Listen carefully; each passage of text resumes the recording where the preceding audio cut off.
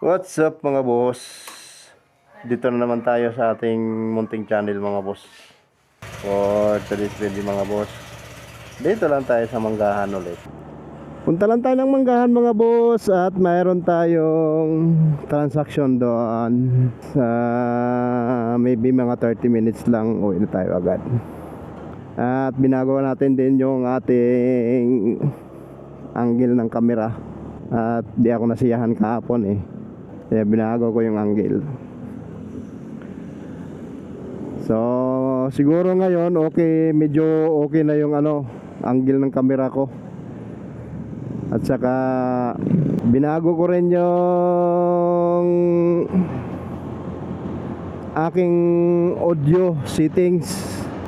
Dati kasi pag kahit na anong gagawin ko, may pumapasok talaga na hangin sa helmet.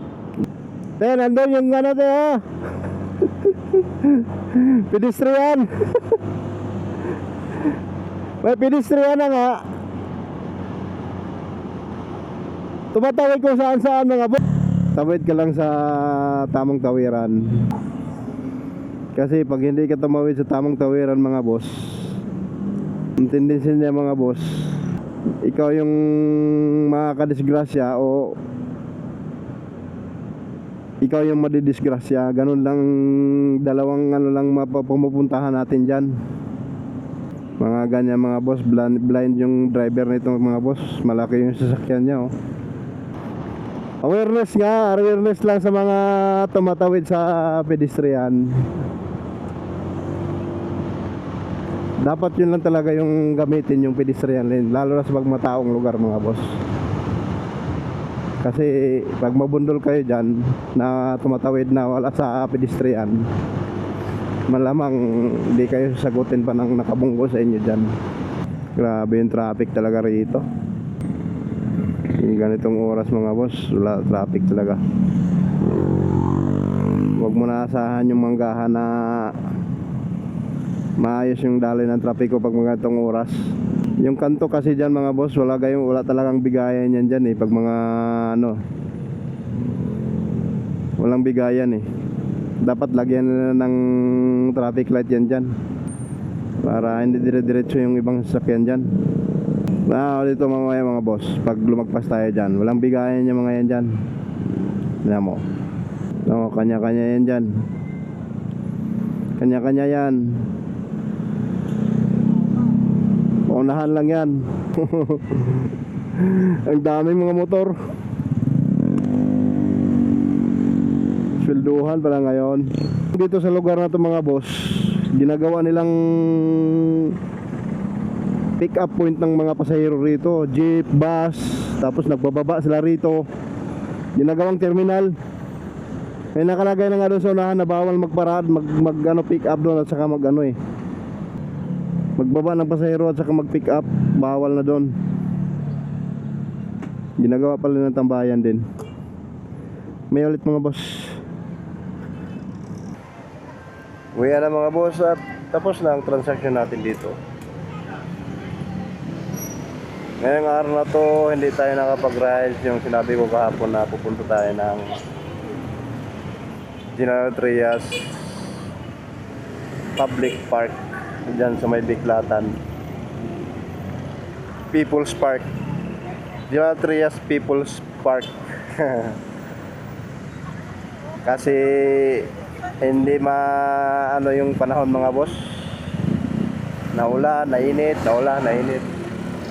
medyo masama ang pakiramdam natin mga boss at para akong sipunin na. Kaya di na tayo tumuloy mga boss. Pero plano ko talaga na inaalis ako. Pero since na hindi maganda nga yung panahon ng ilang araw na mga boss, ay hindi na ako tumuloy mga boss. At medyo masama ang damdam natin gawa ng panahon nga. Ang klima ng Pilipinas ay hindi maganda, lalo na dito sa Gentre.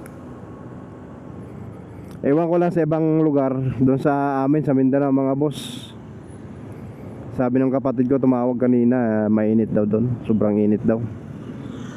Actually mga boss, ang weather forecast talaga ng Pag-asa mga boss ay mayroon tayong tinatawag na El Nino. May El Nino daw mga boss hanggang tatagal hanggang next year ang tagtuyot.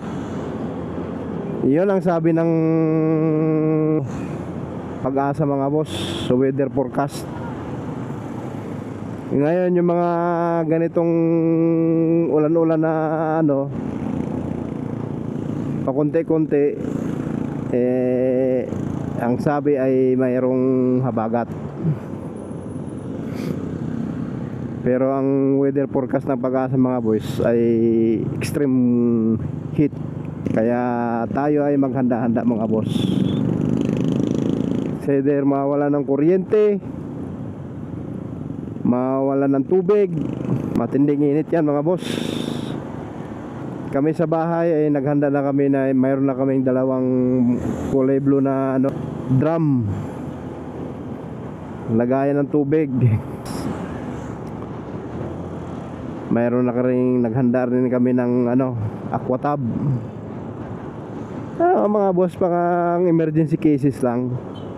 Hindi natin masasabi ang panahon ngayon mga boss Tapos maghanda na rin kami ng grocery, mga bigases yan.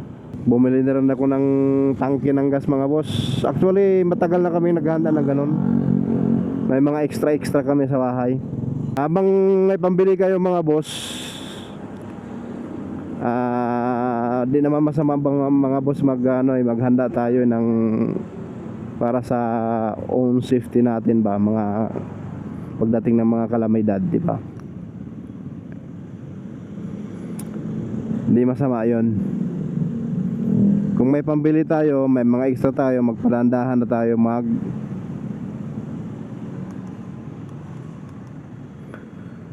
magdandahan na tayo bili ng mga gamit mga boss pang emergency, like ng gaya ng yung mga first aid kit, yan mayroon yan, yung gubag, extra cash dapat mayroon kayo yan mga boss.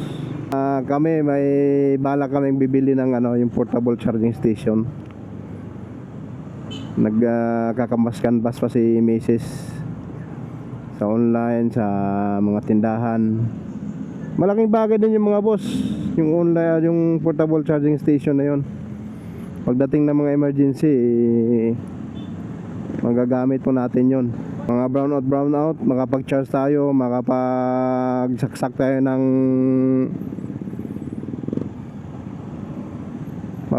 tayo ng electric fan, diba? Tagal din ng ilang araw yun. Tapos ang importante mga boss, pag may motor ka na pwede kang mag-charge, ito pwede na mag-charge habang nakaandar, di ba? Itong motor ko. Maghanda na kayo ng gas, extra na gas. Ako mayroon ako sa bahay yung kulay pula na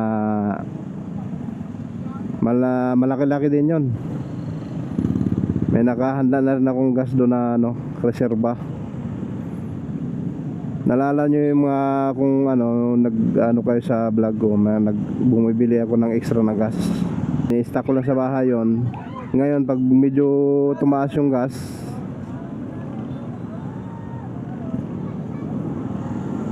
doon natin magagamit yon. Pag hindi natin,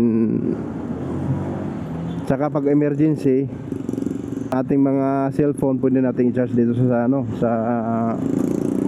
motor natin. Kasi ito pwede to i-charge dito yung mga cellphone Tapos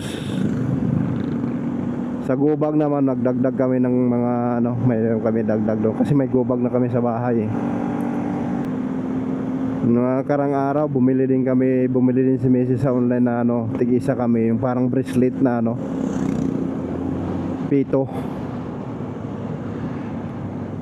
Magdadaran din nyo pag may mga anak kayo, ipadala nyo sa mga anak nyo maliliit. Pagdating ng mga emergency, magagamit nila yung pito na yan, makahingi ng rescue. Yan ang sinasabi ko mga boss. Mayroong pedestrian doon, hindi sila tumatawid sa pedestrian. Yan ang sinasabi ko. Nandun yung pedestrian, hindi nila ginagamit yung pedestrian doon. Basta-basta lang sila tumatawid dyan mga boss. Which is di tama yun mga boss. Ang pedestrian, ginagamit yan para sa tawiran. Hawat mo, sabi mga doon sa vlog mga boss sa TikTok, hawak mo ang street. Pag tumawid ka sa hindi pedestrian mga boss, di mo na hawak ang street kasi may tendency na matitigo ka dyan. Dyan sa Golden Lake mga boss, dyan sa industrial, dyan sa may unahan sa amin, madaming pasaway dyan. Tumatawid na lang kung saan saan mga boss. Kaya may mga incident na dyan na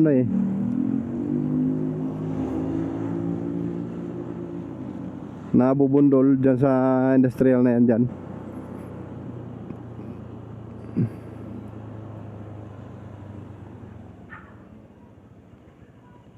So tayo mga boss, bukas ulit. Adios, peace out.